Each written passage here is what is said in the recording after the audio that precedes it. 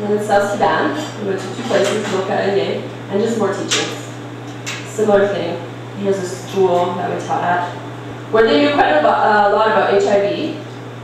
And then we went to some other places where they didn't know a thing about it. It was kind of scary. So we'd have to really start from basics. Yeah, and even doing like sex education, we just really didn't, sometimes they just didn't know. And this is us teaching in the church. So we did a lot of teaching. It was really good for us, we learned a lot. Then the outreach was over, all the students went back at the end of February, and I decided to stay on in a place called Arua for 2 more months at the youth commission base. And these are some of the things that I did there. Training the staff there how to teach on HIV and AIDS so they can keep doing it. Going to secondary school, that's like high school, and teaching there, visiting the prisons, and there was a women's group who were also HIV positive that we would just try and encourage. And here are a few pictures. This is one of the schools we taught at. And this is the team in Arua. So, yeah, we're doing a lot of hard work there.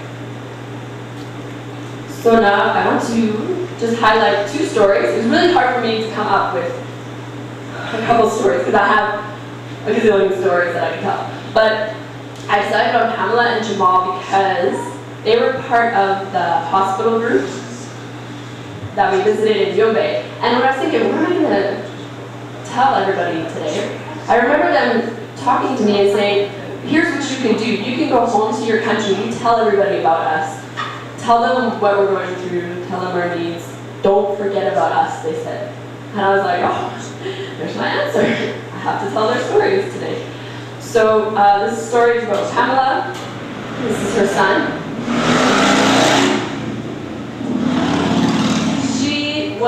She found out she was HIV positive in 1998.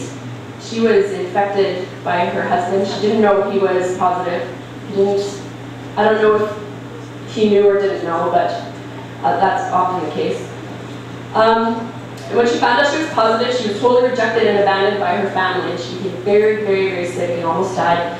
And then she found this support group, which she says has really rescued her and given her hope. And she's had previous children who have died of AIDS because she passed on the virus to them. And this child who she currently has is negative, so she's very, very happy. But obviously there's a lot of struggle with being an HIV positive mother and having a child. You don't know how long you're going to be able to raise him. And she slipped us a note during our program that said, please can you help me with milk money for my baby? And if not, can you please take him home with you so we can have a better life? And we're like,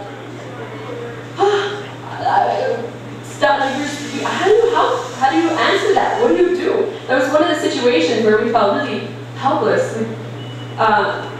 We couldn't just throw money around because there was a whole bunch of people there, and if you give money to one, you had to give to everybody, and we didn't even have money.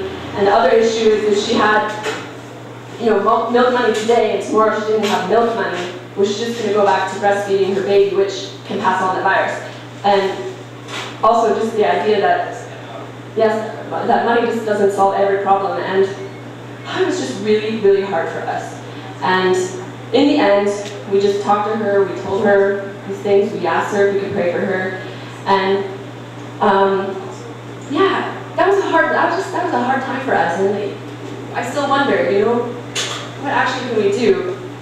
And in the end, they said, just us being there and standing with them and saying, like, we're going to continue to educate people and we're going to continue to tell people your story, that they were very thankful for that. And yeah, I guess that's the one thing that we could walk away knowing is, at least they know that we care, and we're going to keep telling their stories in Canada, or wherever we're from.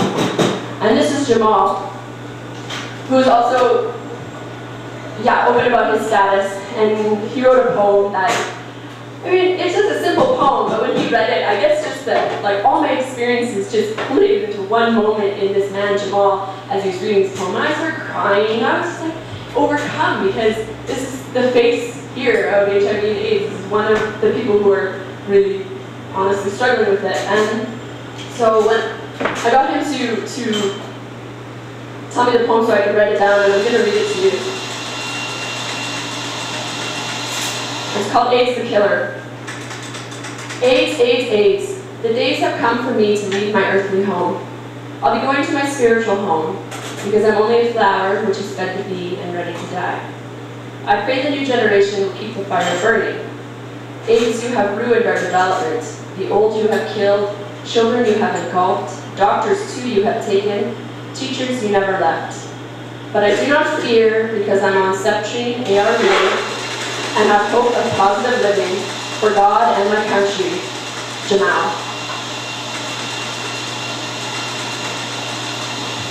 So, just because I have this opportunity to speak to you guys today, I want my friends back in Uganda to know I'm not forgetting about them, and I hope that somehow this presentation has touched you in some way to think about getting involved in HIV and AIDS somehow.